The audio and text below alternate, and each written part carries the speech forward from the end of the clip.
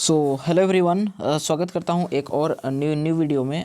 जैसा कि आप सभी जानते हैं कि अभी जियोलॉजी का पूरा क्लासेस अभी चल रही है, तो इसी के साथ अभी हम लोग चलाने वाले हैं क्लास 12th का बायोलॉजी क्लास, जिसमें पुष्पी पादपों में लैंगिक जनन का एमसीक्यू कलेक्शन आज की इस वीडियो में होने वाला है। ठीक है, इस वीडियो में हम लोग जितना भी हो सकता है सभी के बारे में, मतलब कि पुष्पी पादपों में लैंगिक जनन, ठीक है ना, से जितने भी ऑब्जेक्टिव क्वेश्चन एमसीक्यू जितने भी क्वेश्चंस होने वाले होंगे विथ ऑप्शंस, हम लोग पूरी तरीके से इसे कवर करेंगे।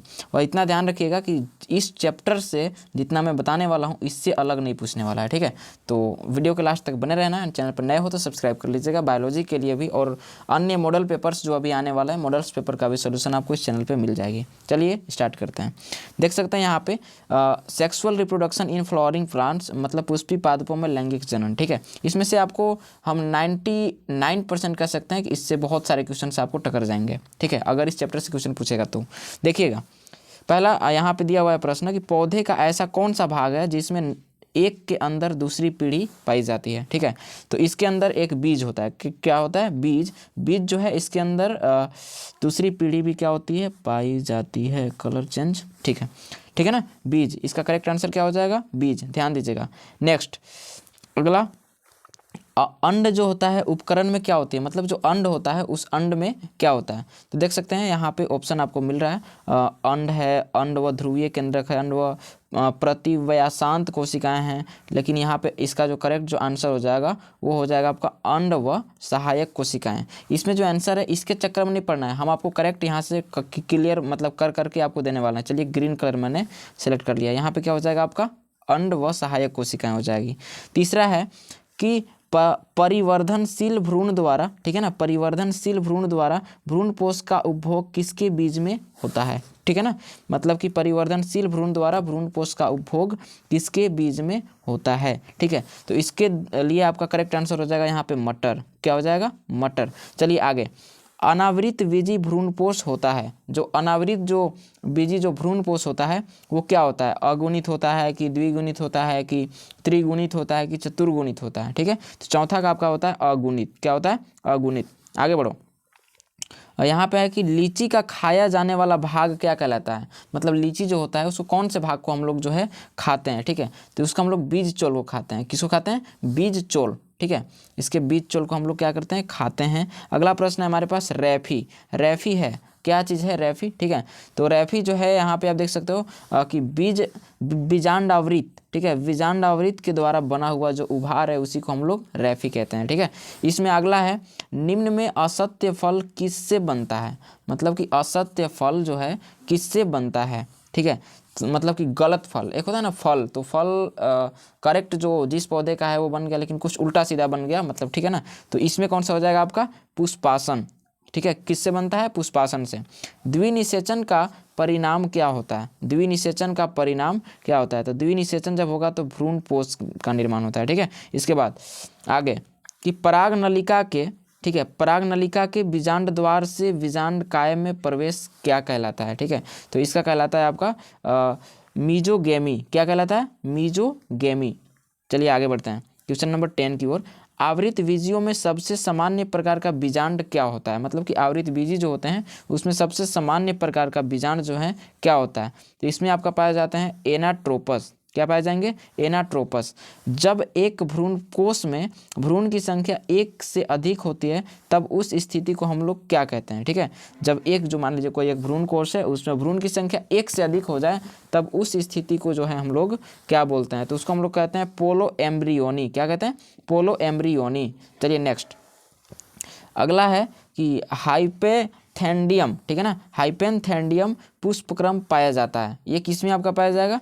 तो ये जो है आपका पाया जाएगा पीपल में। किस में? पीपल में। अगला, भारतीय आवृत बीज भ्रूण विज्ञान के जनक जो होते हैं ये कौन हैं? अब अभी किस मतलब कि जो भारतीय भ्रूण विज्ञान के जो जनक होते हैं आवृत बीजी वाले, वे अभी के समय में कौन हैं? ठीक है, तो यहाँ पे आपका हो जाएगा पी महेश्वरी। ठीक है, पी महेश्वरी। आगे 14, मादा पुष्प का निम्नलिखित में से कौन सा भाग है, मतलब कि निम्नलिखित में से मतलब इसमें से बहुत सारी चीज़ दिया हुआ है। देखो परागकण ये तो मेल में होता है, मेल फ्लावर में होता है। पुंकेसर ये भी मेल फ्लावर में है, पुमंग ये भी मेल फ्लावर में। इसका करेक्ट आंसर हो जाएगा आपका जयांग। क्या होता है? जयांग। ठीक है, जयांग। इसका करेक्ट आंसर हो जाएगा आपका जयांग। इसको थोड़ा मोटा करना पड़ेगा, अच्छा ना दिख नहीं रहा है। चलिए आगे, बहुभ्रूणता, ठीक है, जो होती है किस में सबसे ज़्यादा होती है, आगे समझ में, जो एक से ज़्यादा अगर भ्रूण का निर्माण बोले तो इसमें मतलब किस में ये होता है। निम्नलिखित ऑप्शन आप देख सकते हैं, जिम्नोस्पर्म बोला है, टेरिडोफाइट बोला है, आवृतबीजी है, ब्रायोफाइट है।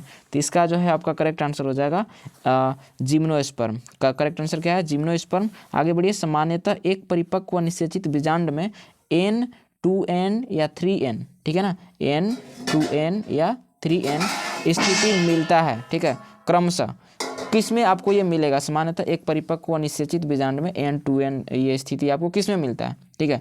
तो इसका आपका मिलेगा अंड बीजांडकाय तथा भ्रूणपोष में। ये याद करने की चीज़ है, इसको आपको ध्यान में रखना है, आप इसको रटने के लिए सोचिएगा तो याद नहीं हो पाएगा, ठीक है। अगला, हार्कोगैमस पुष्प निम्न में से कौन से हैं, ठीक है, हार्पोगैमस पुष्प जो होते हैं निम्न में से कौन से हैं। तो इसका आपका हो जाएगा मदार, क्या हो जाएगा, मदार। गजब गजब का नाम है, आपने बुक पढ़ा होगा तो समझ में आ जाएगा। पौधे का कौन सा ऐसा भाग है जिसमें एक के अंदर दूसरी पीढ़ी पाई जाती है, तो ये तो बीज है, ठीक है। परागकण का सबसे बड़ा केंद्रक क्या होता है, परागकण का सबसे बड़ा केंद्रक क्या होता है, नलिका केंद्रक होता है। क्या होता है, नलिका केंद्रक। 20 नंबर क्वेश्चन में आप देख सकते हो, यहाँ पे लिखा हुआ है कि निषेचन के बाद फल का निर्माण निम्न में से किस में होता है, ठीक है, निषेचन के बाद फल का निर्माण किस में होता है, ठीक है। तो ये आपका होता है बीजांड में, किस में होता है, बीजांड में, ओके।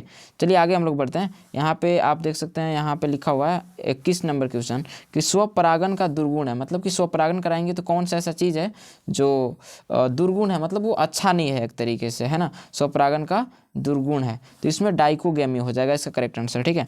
अंडक का बिना निषेचित हुए, मतलब कि अंडक का बिना निषेचित हुए विकसित होना क्या कहलाता है, मतलब कि अंडा का विकसित, मतलब कि निषेचन भी नहीं हुआ फिर भी वो विकसित हो गया, ठीक है। तो उस स्थिति को हम लोग क्या बोल देंगे, तो उससे हम लोग बोलते हैं पार्थिनोकार्पी, क्या बोलते हैं, पार्थिनोकार्पी। अगला यहाँ पे लिखा हुआ है कि अगला क्वेश्चन, आवृत पुष्प निम्न में से किस में होता है, आवृत पुष्प निम्न में से किस में होता है। ऑप्शन देखो, कनकौवा लिखा है, खजूर लिखा है, आम लिखा है, शरीफा। करेक्ट आंसर हो जाएगा कनकौवा, ठीक है, इसका कनकौवा, ऑप्शन नंबर ए। 23 का ऑप्शन नंबर ए। अगला 24, पुष्प के नर जनन संरचना को क्या कहते हैं, तो वो तो बहुत ईजी है, पुमंग। बाकी ये सभी स्त्री जनन अंगों यानी कि फूलों का ये यहाँ पे दिया हुआ है, ठीक है, तो पुमंग आपका हो जाएगा ये।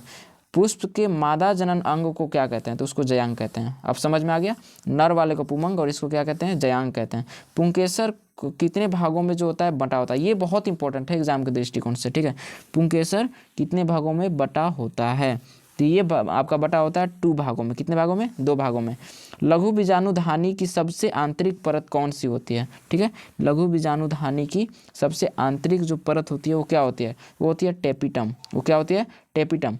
अगला युग्मनज क्या है, ठीक है, युग्मनज क्या है, तो युग्मनज है आपका द्विगुणित चीज़ है, ठीक है ना, द्विगुणित के बाद मतलब द्विगुणन जब होता है उसके बाद युग्मनज का निर्माण होता है।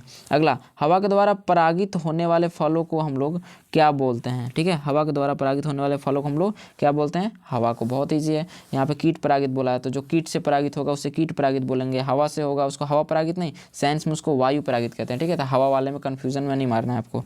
पुष्पी पादपों में लैंगिक जनन से निम्नलिखित में से कौन सा अंग जो होता है भाग लेता है, तो वो तो फूल भी होता है ना, मतलब कि बोलते हैं ना कि लैंगिक जो पार्ट होता है एक फ्लावर का, वो आपका मतलब कि एक कोई भी पेड़ है या पौधा है उसका जो लैंगिक जो पार्ट है उसे हम लोग फूल ही कहते हैं, ठीक है। अगला, चमगादड़ द्वारा परागन क्या कहलाता है, मतलब कि अगर चमगादड़ द्वारा परागन कराया जाए तो उसे हम लोग क्या बोलेंगे, तो उसको हम लोग बोलते हैं काइरेप्टो, ठीक है, काइरेप्टो, ठीक है, रोफिली, काइरेप्टो रोफिली। तोड़ के पढ़ना एक साथ, दिक्कत नहीं होगा, ठीक है। अगला क्वेश्चन नंबर 32, घोंघे द्वारा परागन क्या कहलाता है, उसमें था चमगादड़ द्वारा, ठीक है, अब इसमें घोंघे द्वारा परागन क्या कहलाता है, तो उसे हम लोग कहते हैं मेलेकोफिले, क्या कहते हैं, मेलेकोफिली, मेलेकोफिली कहते हैं, ठीक है। अगला, इनमें से कौन कायिक प्रवर्धन नहीं है, इसमें इनमें से कौन कायिक प्रवर्धन नहीं है, तो चल बीजाणु, ठीक है।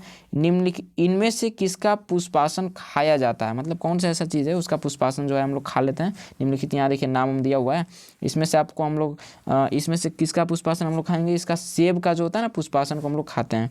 अगला, स्त्री दल चक्र, मतलब दल मतलब पत्ता होता है, दल मतलब क्या होता है पत्ता, तो दल चक्र की बात यहाँ में पुष्पों में किया हुआ था। स्त्री दल चक्र यानी कि पुष्पों में बना हुआ है, किसी से, स्टिग्मा से, स्टाइल से, ओवरी से या उपरोक्त सभी से, ठीक है।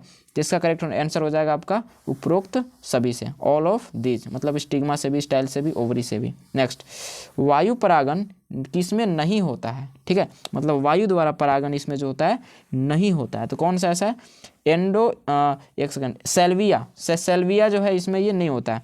भ्रूणपोष वाले बीजों को क्या कहा जाता है, जो भ्रूणपोष वाले जो बीज होते हैं उसे हम लोग क्या कहते हैं, एपोकार्पिक, ये भ्रूणता की, एंडोकार्पिक की, एंडोस्पर्मिक, इसका करेक्ट आंसर हो जाएगा आपका एंडोस्पर्मिक, ठीक है।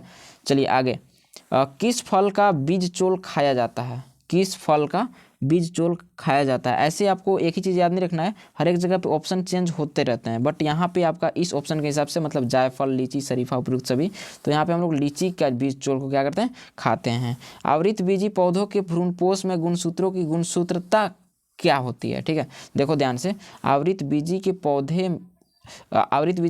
भ्रूणपोष में गुणसूत्रों की गुणसूत्रता, ठीक है, क्या होती है, तो इसका हो जाएगा 3n, क्या होती है 3n। अगला, नई प्रजातियों के निर्माण का महत्वपूर्ण कारक क्या होता है, तो नई प्रजाति वाला प्रतियोगिता बोलेंगे कि उत्परिवर्तन बोलेंगे कि विलगन बोलेंगे कि निरंतर विविधता बोलेंगे, तो इसका जो करेक्ट आंसर हो जाएगा वो हो जाएगा उत्परिवर्तन, ठीक है। तो इस हिसाब से हमने इसको कवर किया, और आने वाले एक वीडियो में हम लोग अभी मानव जनन के बारे में भी क्लियर करने वाले हैं, जो कि ह्यूमन रिप्रोडक्शन है, बहुत इंपॉर्टेंट चैप्टर है, और इससे बहुत ज़्यादा, इस चैप्टर से बहुत ज़्यादा ऑब्जेक्टिव पूछता है। इससे पहले हम लोग ना 1-2 और वीडियो बना चुके थे, उसका भी आप शायद देखे होंगे, कोई बात नहीं, लेकिन हाँ ये सबसे अलग था, ठीक है। चलिए मिलते हैं नेक्स्ट वीडियो में अगले चैप्टर के साथ, तब तक के लिए जय हिंद।